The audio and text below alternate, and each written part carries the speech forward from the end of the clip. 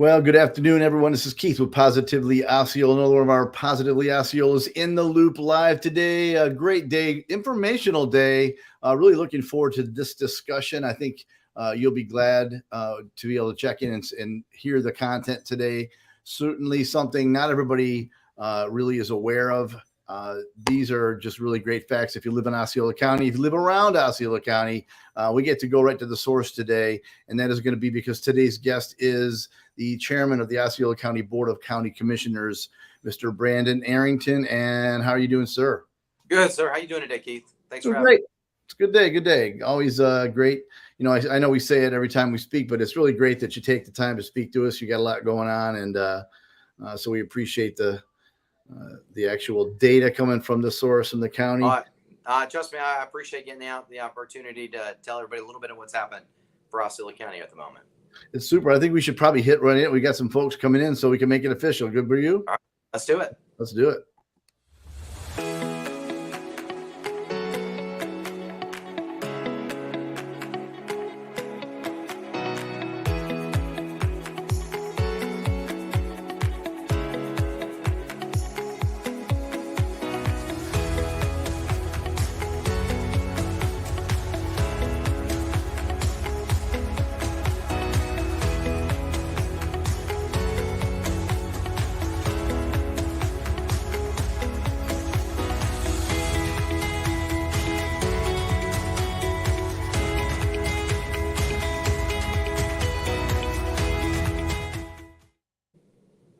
Well, again, welcome to In the Loop from Positively Osceola. And today we have the chairman of the Board of County Commissioners, Mr. Brandon Arrington, commissioner from District 3. So how you doing, sir? Good, Keith. How about yourself? Doing great. You know, the summer days are waning past us. Yes, they are. It's hard to believe school has already started, right? It is. I mean, if you don't have kids in the K through 12 span, I think it sneaks up on all of us, but I think then you kind of just, that day comes and oh my gosh, because we didn't go out and buy all the things that you need for the kids. So sure.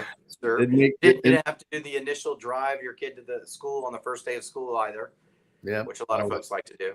Yeah, you know, so it's a busy time. But if that's not like, it's not for me. So that's not happening for me right now. But still a huge change in a lot of things we see. So we're at that point. It just feels like the other day we were saying, well, Christmas is over. Here we go. I know. It really is hard to believe that 2022 is on the backside of it. So, and there again, December and Christmas will be here before we know it, unfortunately. It's like an hour. So anyway, we'll talk about that in another session. Today, we're going to be talking budget, correct? That's right. Osceola County, like all of our other governments here in the state of Florida, have begun their budget processes. And as for a lot of people, they may not understand how the budget process works here in Osceola County. Sure. And so that's what I'm going to touch on a little bit today, talk about some of our highlights and some of the other actions the board recently took at a workshop we had this past week as well. Great. Well, I'm just going to turn it over to you. I think this is, this is a very large county. If I'm correct, 67 counties in the state of Florida, and yes, this is a growing place, as we always say, and so that certainly tasks or charges you guys with a big task, and that is establishing a budget. So I'm going to turn it over to you, please, sir. Perfect. Thanks, Keith. And Keith, to your point as well, obviously Osceola County is one of the quicker growing communities, not only in the nation, but also in the state of Florida. And that is tied to Tallahassee and the growth projections the state puts out every so often. And when they do that, they put a population projection on each individual county, and counties are supposed to create a design program to work to get to that overall population as well. And as you can tell here in Osceola County, we've not only put the plan in place, but we've also got a lot of folks moving here and taking advantage of our community and the great things that Florida has to offer as well.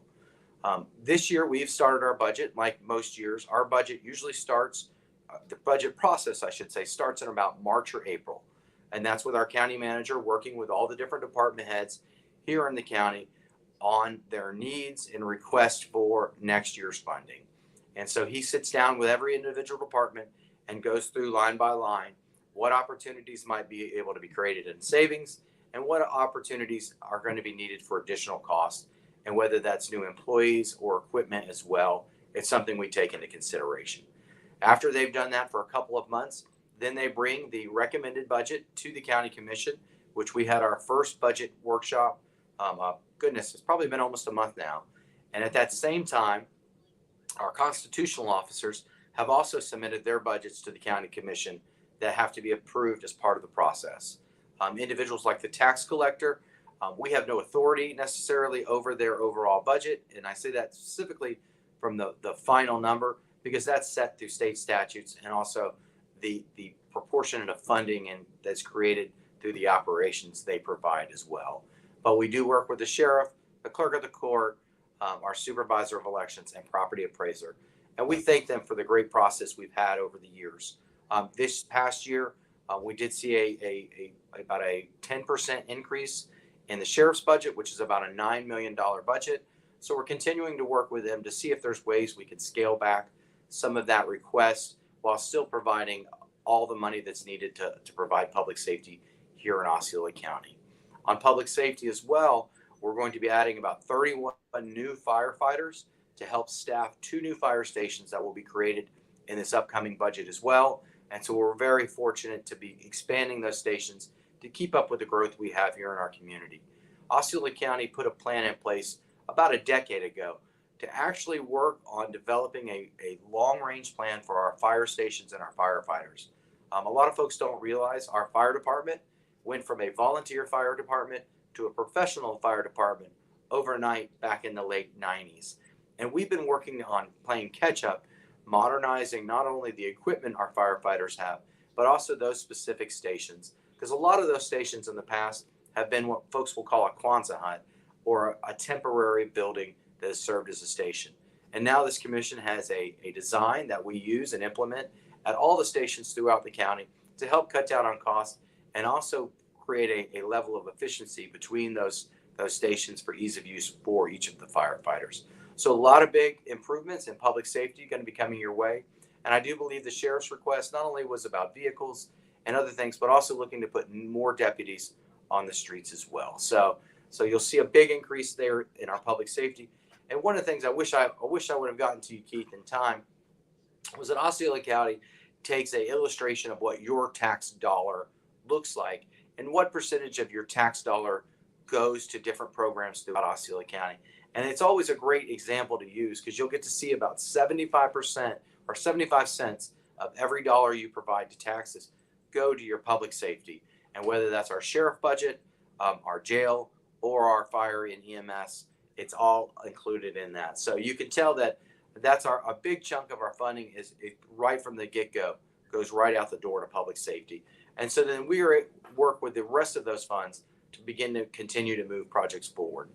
One of the things that we're also able to do this year is continue our $2.5 billion investment in infrastructure throughout the county. And now that's in partnership with DOT, the Turnpike, and obviously Osceola County and CFX, expanding all of those opportunities, whether it's on the Turnpike being widened, the new diverging diamond out at Champions Gate, some expansion of some lanes on I-4 to connect to 417, and also the improvement of widening of Boggy Creek Road, Simpson Road, Neptune Road, Point Siena Boulevard, County Line Road as well, to name a few. So we did see an increase in construction and a lot of those capital projects, obviously due to inflation. And so we've had to plan for that. And fortunately, through our funding and our savings, we've been able to find opportunity to continue all of those projects forward, which was very important. We also saw the same issue happen in our affordable housing projects that we're continuing to move forward here in Osceola County. Keith, I had the opportunity just last Friday after my Meals on Wheels route, to attend the kickoff, if you will, or the ribbon cutting. Not necessarily the ribbon cutting, I guess it would be more the kickoff for an affordable housing complex in partnership with the City of Kissimmee, Osceola County, and the Council on Aging that is going to be providing affordable senior housing in the BVL area. So we're very excited about this. I want to give kudos to Commissioner Janer and her work on always trying to fight for our seniors, but also affordable housing. And so we're able to move that project forward. But I bring it up in our budget because It's going to cost an extra $3 million for that project to continue to move forward. And Osceola County was able to step up and provide that additional funding to continue that affordable housing project here in Osceola County. We had 2 other projects also that are affordable housing projects in Osceola County that we've also had to step up to the table to provide some extra funding to make sure those projects move forward. And that's the expansion of Cameron Preserve. And then also the facility we're looking at building down by the Poinciana Sunrail Station, where we're building affordable housing and a mixed-use development right next to mass transit. Because that's one of the keys to affordable housing, as we all know, is viable, efficient, and affordable transportation options for those individuals as well. So those are a couple of the big capital things we're continuing to move forward and still having that focus on housing. Fortunately, the Biden bucks over the last 2 years from the federal administration have really allowed us to create a lot of opportunities, not only in business assistance, rental assistance, mortgage assistance, and also food assistance that we've been able to provide over the last couple of years and continuing to do so as we wean those dollars off over this next term. Right. My understanding is we even also just got a new tranche of funding in from the federal government to help with rental assistance. I don't think that program has been completely rolled out, but it was something I just learned about last week, another $7 million to help folks that are facing evictions. As I was just reading an article about the increase in rental rates, not only in Osceola County, but throughout the nation, actually. And I think that we saw that Central Florida's rental rates rose almost 20%, I want to believe, over last year. And Miami was somewhere around 30. So we've all seen how that headache has happened to our community, and we're continuing to deal with it as well. So we're really excited by that, moving that forward. One of the other things that was a real big deal this last year and that we rolled out and we're seeing great success in, and we're planning to continue in next year's budget, is the Osceola Prosper program, right, where we provided free scholarships to every high school graduate in 2022 here in Osceola County to either work towards getting their AA at Valencia or partaking in any of the technical training programs that we have through the school district or through Valencia College. We all know that not everyone's going to go to college, and so there needs to be opportunities for training for individuals to go get careers, not just jobs, but a career in technical opportunities. And whether that's plumber, welding, wastewater tech, auto tech, advanced manufacturing, there are a lot of opportunities right here in our community. Even CDL license you can go and get at Valencia as well. So lots of great opportunities to get skilled and get employed at a higher wage than you might be making now. So really, really excited to try and carry this program on into 2023 graduates, because we really believe with a higher educated workforce, we can create higher paying jobs to our community and lift the tide for all boats, if you will, right, to move our community forward. And because we know a lot of kids, there are some kids that this program won't touch. There are kids that are already have a plan to go to the University of Florida or some other school in another state, and we applaud them. But we want to make sure that every child in Osceola County has that opportunity for higher education, because one, we know if we spend the money up front, we can save it on the back end with our law enforcement struggles that happen on a daily basis with that young 20 age group, specifically with males. But also we know we can, there again, build value and wealth in our community by educating folks in our community, having them work in our community, and continue to live here and grow as well. So really excited by moving that forward as well. And then one of the last things I want to talk about our budget moving forward is we've got a lot, actually 2 last things. We've got a lot of other capital expenses we're going to be doing, investing in some of our other facilities, whether that's mosquito control or our animal services facility. If you've ever gone and adopted from our animal services facility, it's a little perhaps outdated. And so we're going to be making some improvements to that facility as well. As our population continues to grow, that the level of animals that we see in that facility have done the same. And then obviously with summer, it's always a challenge for animal services because it's kitten season. And there's always a ton of kittens being born. And unfortunately, I think we've seen a higher level of drop off of animals this past summer as well. A lot of that being with transient community, folks moving, but also I'm afraid that's a lot of people losing their homes and having to find new locations that may not allow animals, if you will. So, and then as a pet owner, I know how that can be a challenge as well. So, but the last thing I want to make sure we put out there is we're also doing a 4% cost of living increase for all of our county employees. We even did that mid-year last year so they could start to see that bump earlier on. And then we also set up a bonus structure that gave higher bonuses to our lower levels and then worked their way down to whereas if you're an upper level manager, you perhaps didn't see one. But if you're somebody that's on our road and bridge crew, our animal services crew, some of those lower tiered positions, if you will, they got to see the bulk of that bonus structure that we provided. So it was something our county manager brought forward. And of course, our entire board was behind. So we're really excited to see those things moving forward as well. And so it's a lot going on in Osceola County. The first initial number when we rolled this budget out was about $1.6 billion. And yes, I did say that with a B. And once we add in the carryover costs of all those capital programs that are already ongoing, we will be back to about over a $2 billion budget for Osceola County next year. And it just goes to show you that we are, once again, a growing community. And I would tell you, with a population of about 500,000 people. Right. I know our census numbers don't necessarily reflect that, but historically, if you looked at our trend of voter registration and compare that to our overall population, it's usually about 50%. And currently, we're about 250,000 voters. So we're continuing to move forward with a lot of great opportunities and projects. We've one thing I should touch on, totally separate from our budget that I'm going to move on to, is the CHIPS Act that was just recently passed in D.C. This is a big deal from Osceola County because there is specific language written into this CHIPS bill for Osceola County's investment with Bridge and Neo City as well to move forward.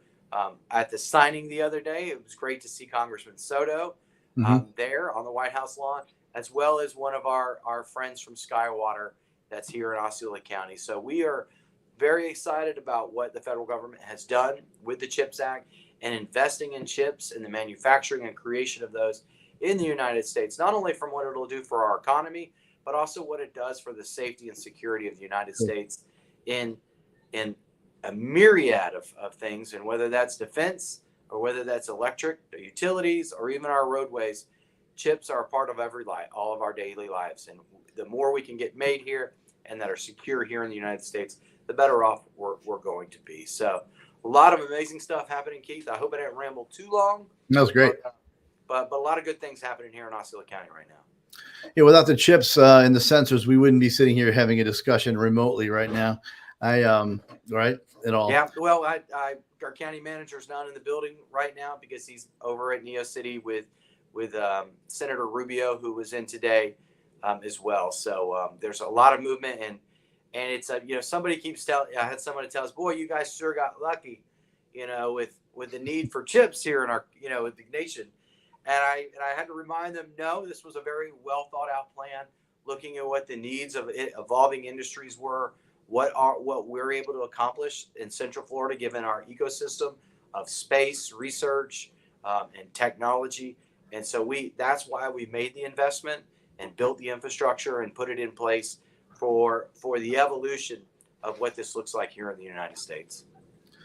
Yeah, I guess it seems like luck, but to some, it certainly has not been a luck situation. You planned it out well and ahead of time. So I was actually at an Osceola County Chamber event last week and spoke to a representative from Skywater. We were talking about the chips actually in that event too. So great topic, and great that Osceola is part of that.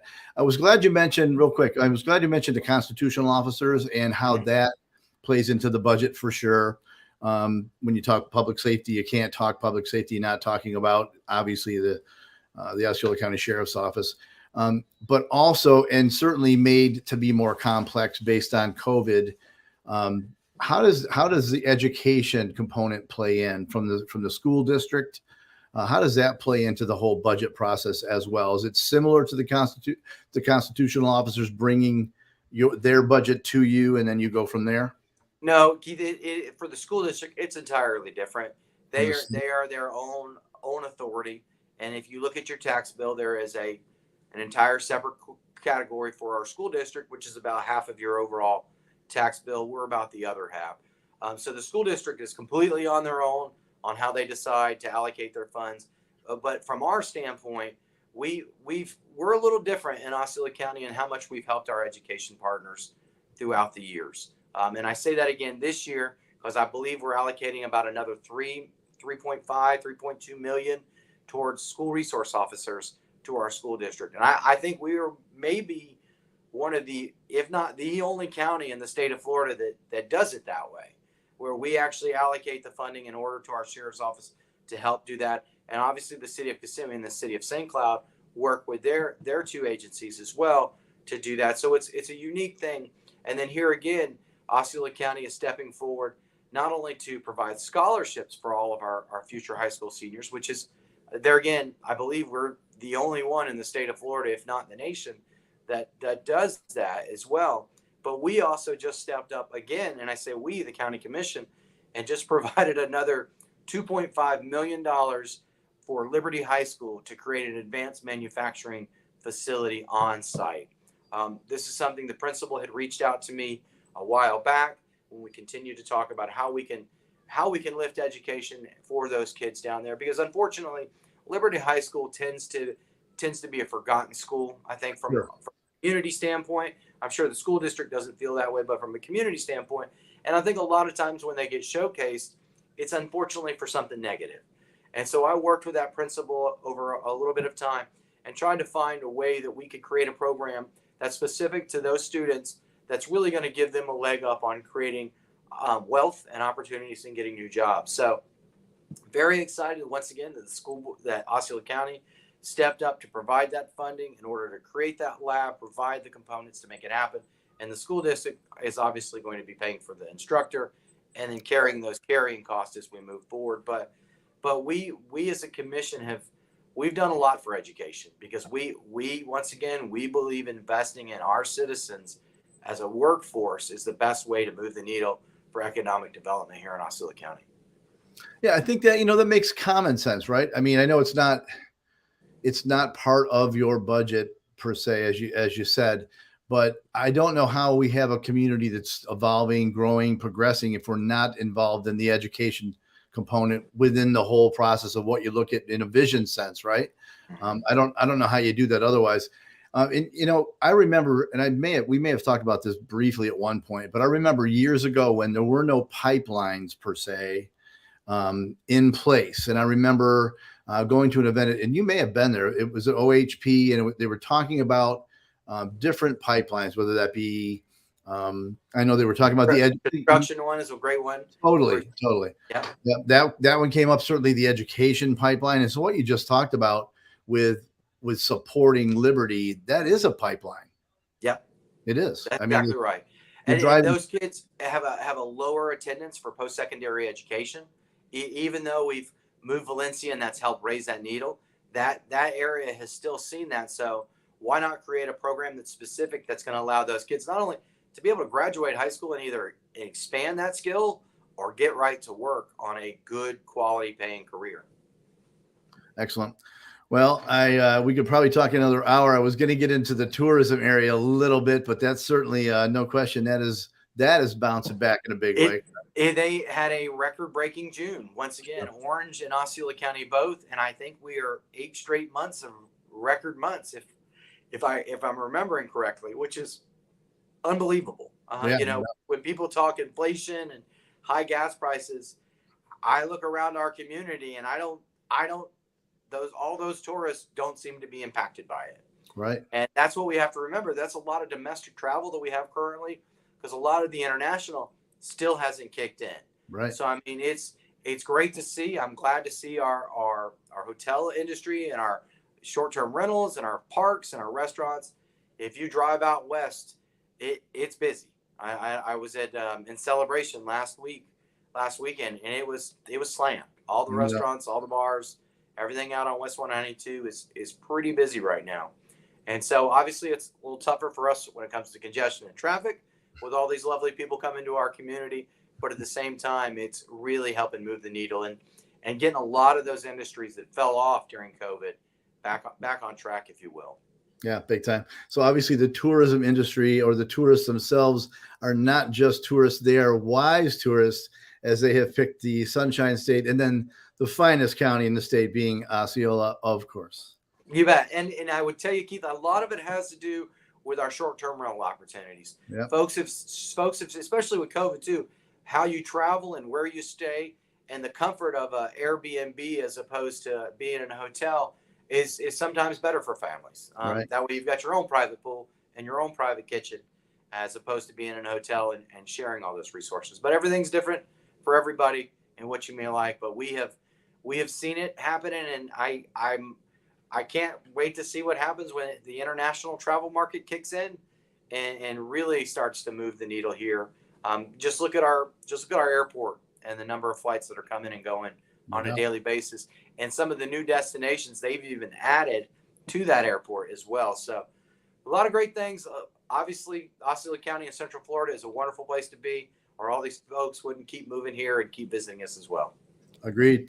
I know you mentioned we can close with this if you want. I know you mentioned the Osceola Council on Aging with the affordable housing project that's happening for the apartments and the BVL area. Certainly, the county stepped up big. If I'm right, was it a $3.8 million shortfall? Funding? Yep. And that was already on top of the investment we had already made as well. But we know how important it is and how little the opportunities are to expand affordable housing with the way the program is set up through the state, and also how the state continues to pull from that affordable housing pool, if you will.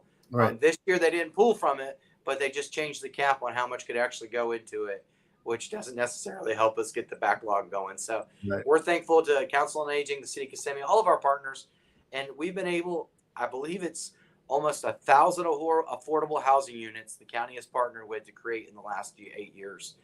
So you saw Orange County making a big deal and a big announcement that they're trying to move forward. Well, we've already been moving that needle and to get to that number they're shooting for. So, well, they're trying. They're trying. Hey, you got to start somewhere, right? You got to start somewhere. That's it.